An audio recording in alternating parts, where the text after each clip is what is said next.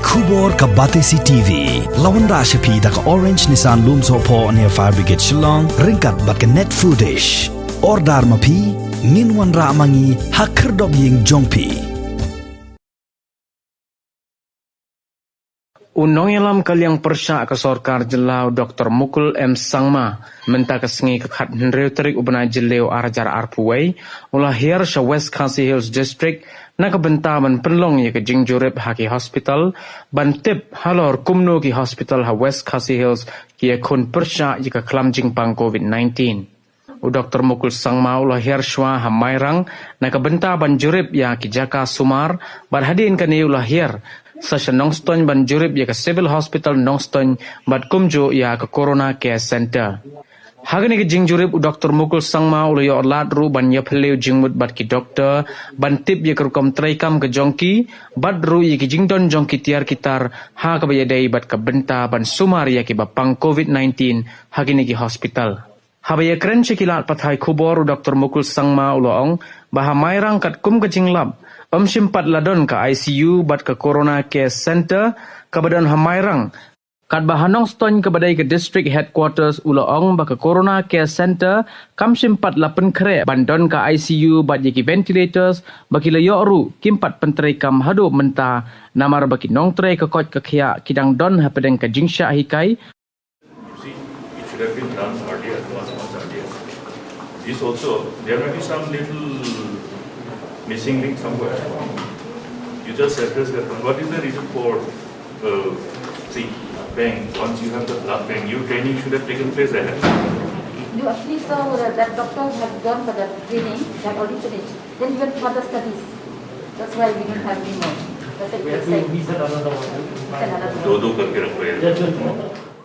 After having visited different facilities created during this pandemic, in West Khasi Hills, we started from Mairang and now we are in Nongstoin. Similar exercise we have done across the state. So during this pandemic, all those friends who are collectively engaged in fighting against this COVID-19, our number one enemy, everyone is geared up. We are looking at how we can further ramp up the facilities, optimally utilize our resources based on what has been promised by the government, based on what has been told to us by the government. And in this exercise, to a great extent, we have been able to find out areas of concern in relation to the deficiencies, whether it is in relation to the infrastructural related issues or the issues related to the manpower and other wherewithal which is required to deal with this kind of pandemic. And as far as the concern is concerned, we have been sharing this concern with the government during different occasions when we had the privilege to have a consultation discussion with the government involving the opposition and other members of the Legislative Assembly. And since last year, ever since the pandemic started, this exercise has been on. We are grateful to the people of the state that people have come together. People have been collectively engaged in this fight against this pandemic. Many things which were probably areas of concern have been also addressed by our members from the community, from the public, by various different social organizations, political parties. So I think we should all be grateful to them, and we would like to place our on record our sincere thanks to all of them and deep sense of appreciation. This fight will be continuing, and keeping in mind the behavior of the pandemic in the past. We all have access to the exhaustive records of pandemics which has confronted the mankind in the preceding centuries. So we have to apprehend and anticipate accordingly how the pandemic will still continue to confront us with multiple challenges and multiple surprises. In view of that, how prepared are we will have to be seen in a continuous manner. The exercise of auditing to verify the areas where we are found wanting, or to identify the deficiencies in order to ensure that we are not caught unaware and unprepared, must be a continuous process. One thing is, at least a sign of hope, is that the second wave shows the sign of flattening. That is what we are seeing. But there is no space for complacency, because there are reports that number of cases in the rural areas are increasing.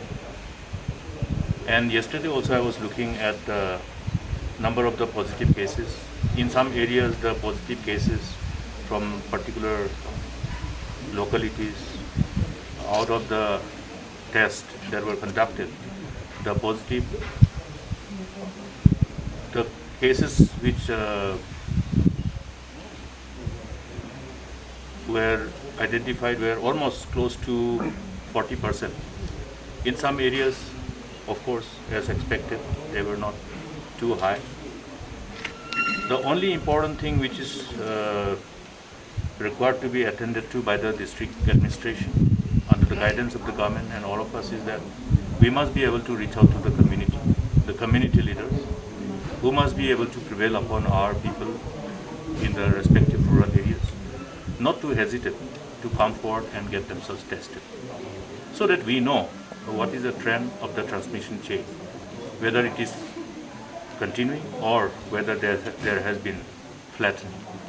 That will be known only when people come forward, only when people are willing to get themselves tested and confirm whether they have been, whether they have by any chance contracted the virus. Now that part has to be a continuous process. That's why we have always maintained that we must have continuous process of conversation with the community. There must be conversation. We must have mechanism to reach out to the communities so that the trust factor is built up. There are many narratives which are circulating, which comes as a hurdle in our effort to get the compliance of the people to come forward and get themselves tested. Whether it is in respect of getting tested or whether it is in respect of getting themselves vaccinated. Now, since we are required to prepare ourselves for any likely third wave, God forbid, we would like to see that we do not have to confront that kind of challenge anymore.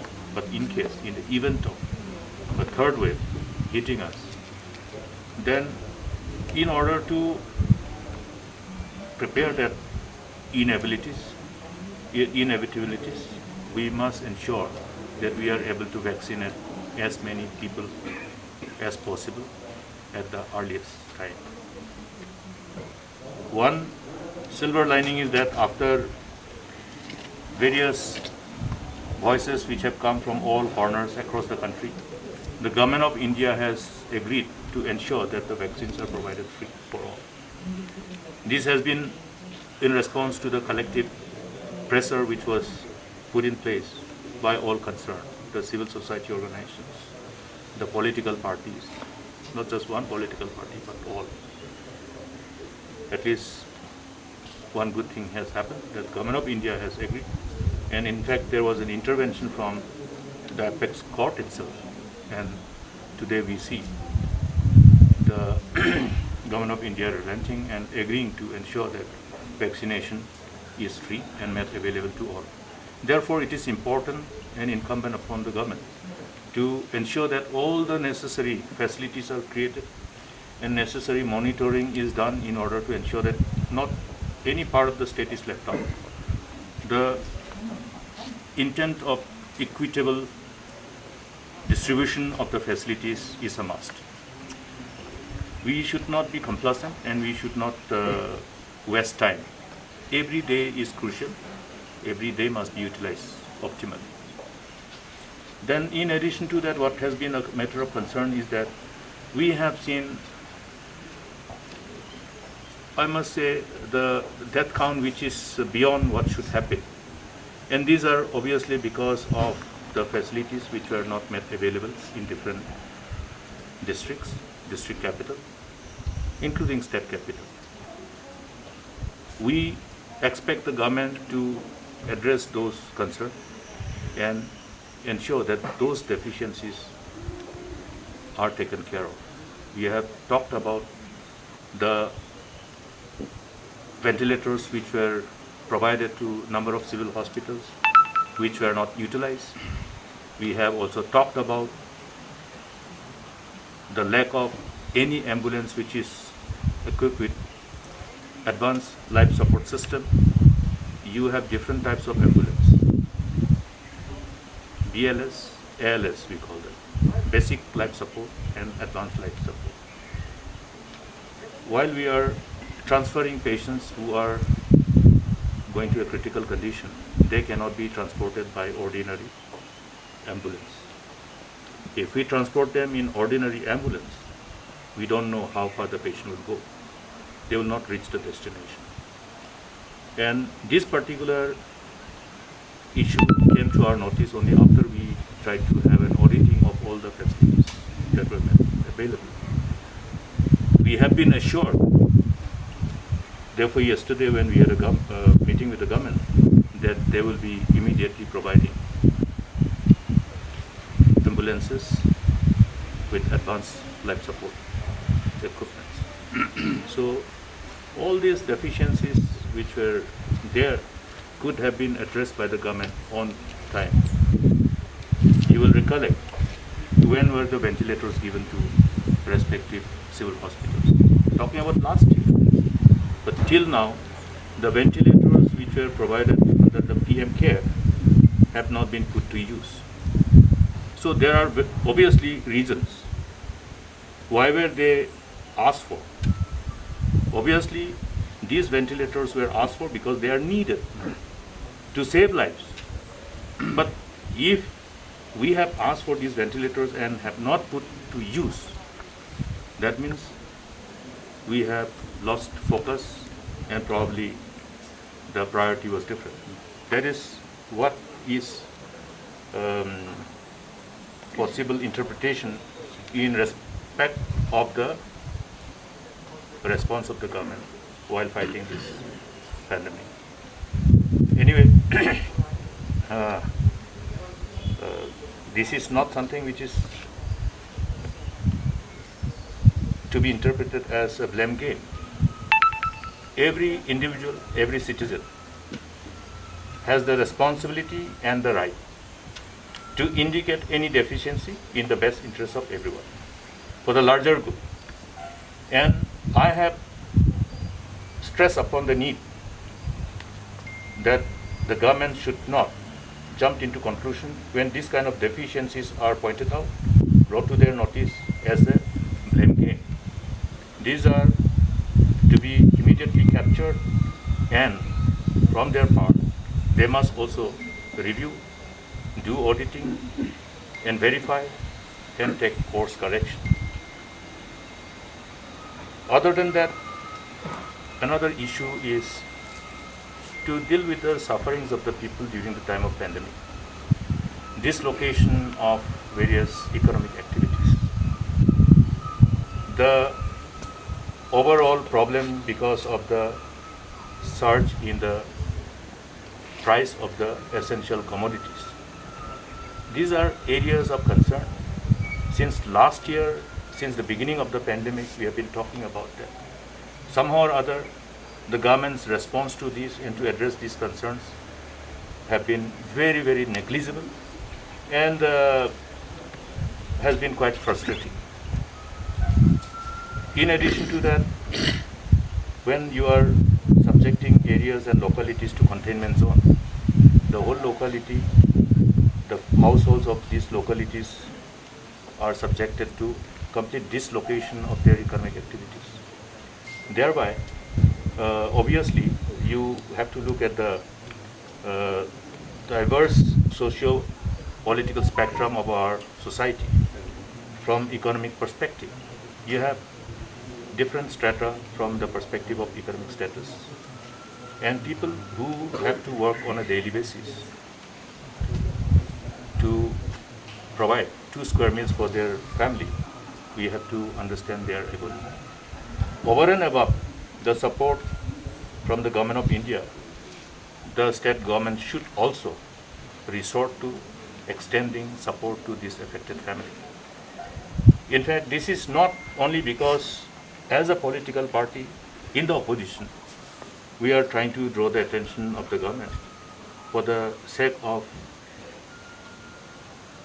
creating a kind of political narrative. It is not because of that, but it is because of the responsibility that is vested upon the government based on the act. The act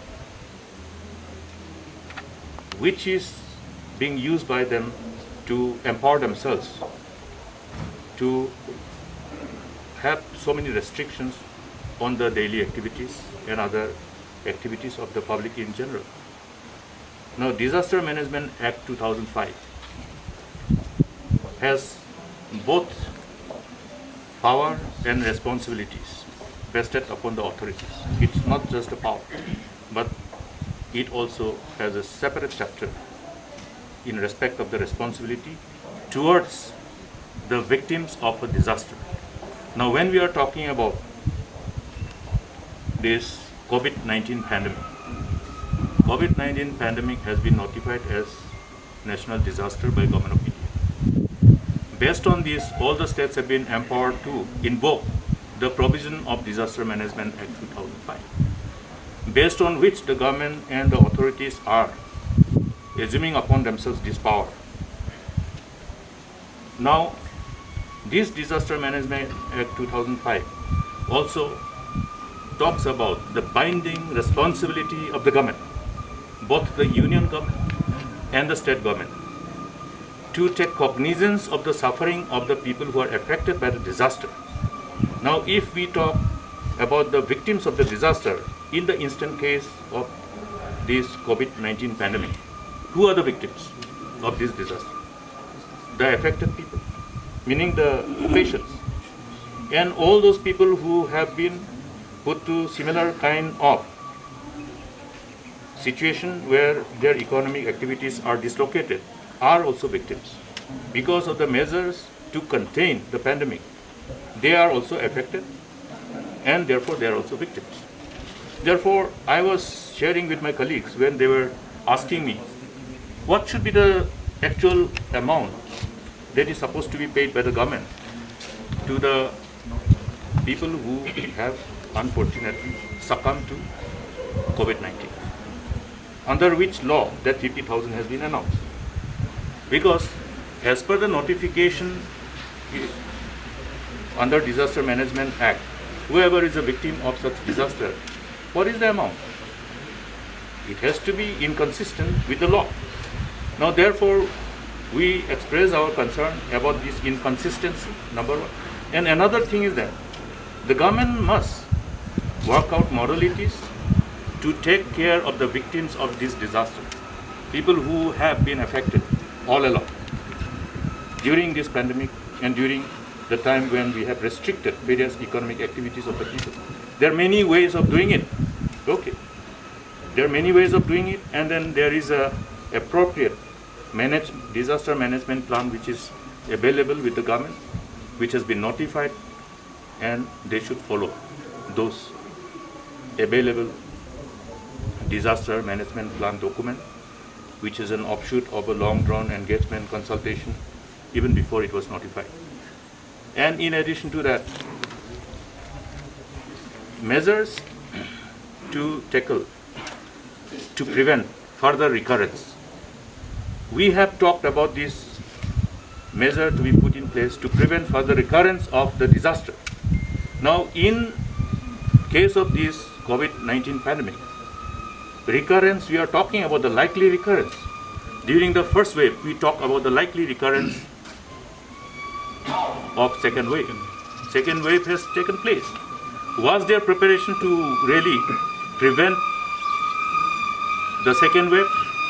See, there are two things. One is to prevent the miseries and sufferings due to any disaster.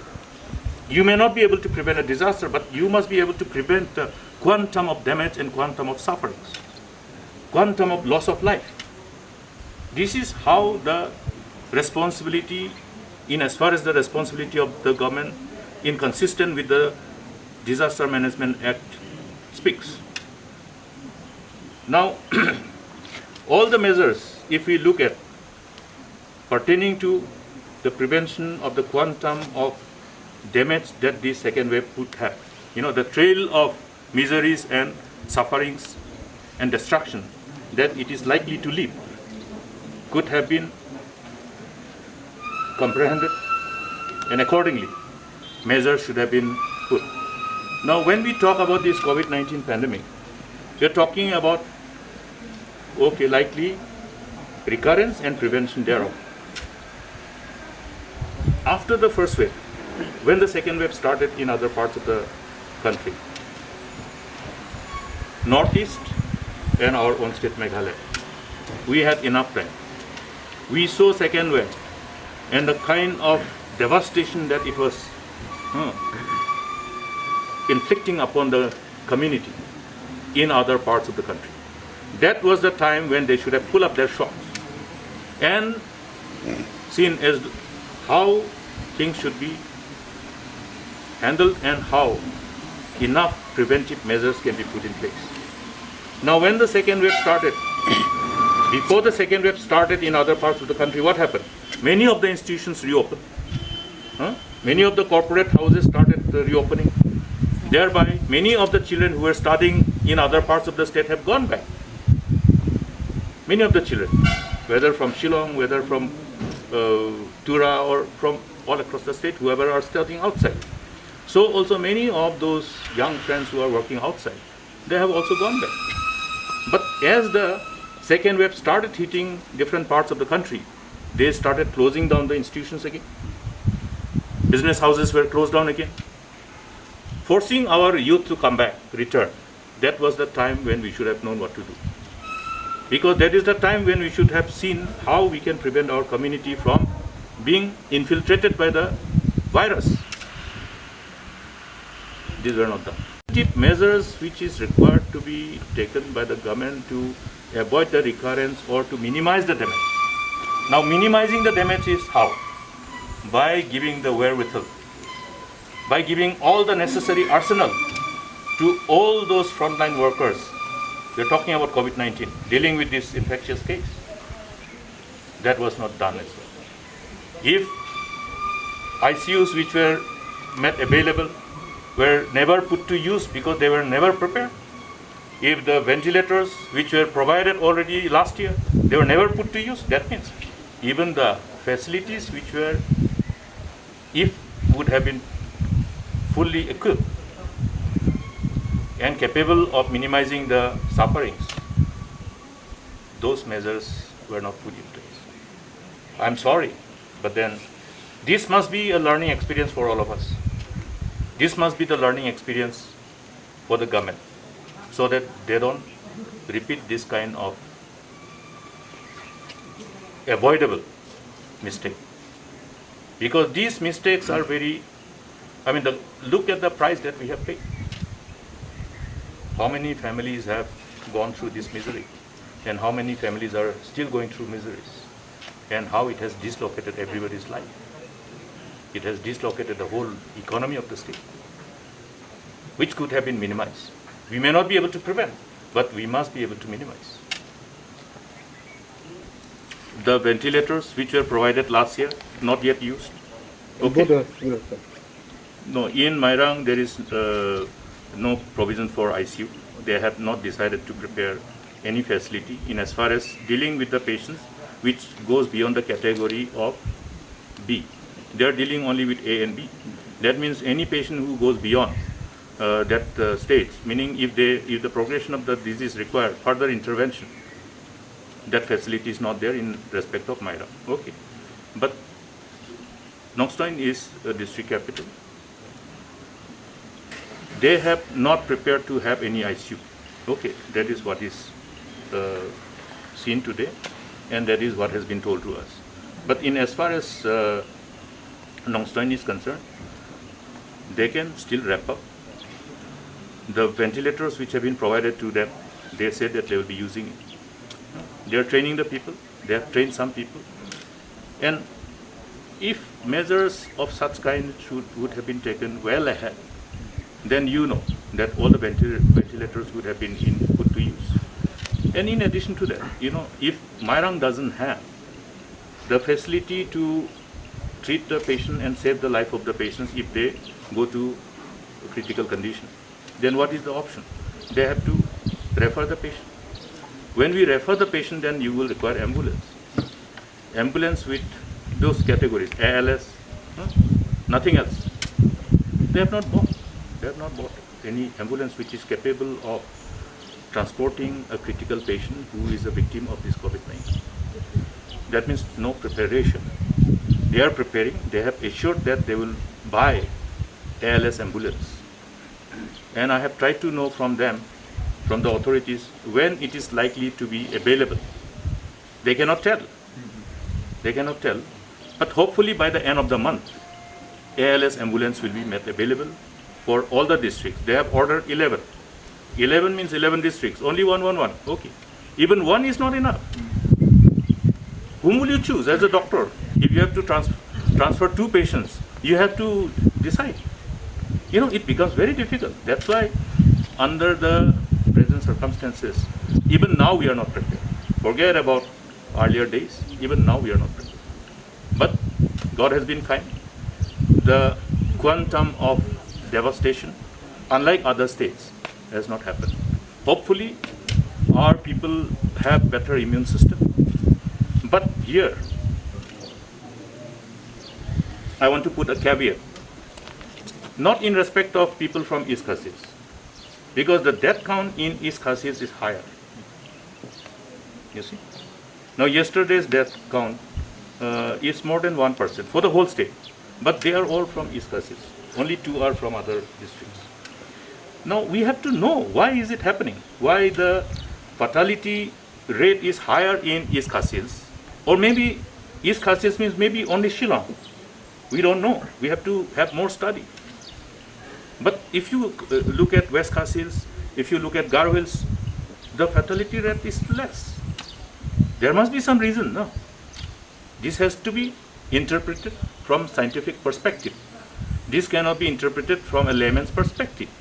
Only when we have proper study from scientific perspective, then we will know. And once we know, then we will know how to prevent. So here also, if you want to prevent further devastation, you have to study. And you have to know. Once we study, once we know, then we know what measures have to be put. So there are lots of complexities. It is not something which is very simple. That's why you need a complete focus. The level of commitment, dedication, the level of seriousness is required. I'm afraid. I hear, people in the authority saying, there'll be no correct way anytime. No correct way anytime. No correct way anytime means you will always make mistakes then. You cannot make mistakes all the time. You are likely to make mistakes, but then you cannot make mistake all the time. Because it revolves around life and death of the people. It revolves around the overall livelihood of the people. People who have slipped back economically during this pandemic, how will you lift them up? About the status. See why we have bigger challenge. See, from the human resources perspective, if we would have had to face problem like other states, where we would have been, we don't know. But keeping in mind our deficiencies from the perspective of manpower, whether in respect of doctor, whether in respect of general practitioner or the specialist, we wanted to have our medical colleges. Okay. We know what is the status of the medical colleges. Whether the government is taking measures on war footing manner to ensure their completion. If not, then there is lack of focus on that. That means their priority is not on this sector. Similarly, I remember, I think 3 nursing schools were sanctioned during our time. One is for Rivoy, one is for West Khasias, one is for South Garo Hills. What is the status? I am told that in respect of Riboy, only the manpowers have been sanctioned. We should operationalize. Many children, many of our youth are willing to be nurses, willing to be doctors. They have set high ambitions for in their respective careers. We must do justice to these young friends.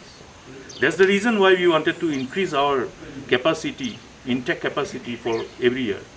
So that instead of 80 seats, you can have 120, 150 seats in respect of MBBS. Similarly, the nursing. Many of our children are going to other states. You could have easily provided at least this access to this kind of professional courses of studies within our own state. Anyway, we will be talking about this. We will see that the government is capable of responding to these areas of concern. Probably they have lost their focus. Probably their priorities are different. We'll have to pull them up. This is our job. We are saying that's why the word auditing. When we are talking about auditing in respect of infrastructure, in respect of facilities, in respect of manpower, it includes all. That's why we must see where the deficiencies are and how we make good of those deficiencies. How we can actually ensure that our frontline workers are equipped with full arsenal. You cannot allow anybody to go to a war without fully armed.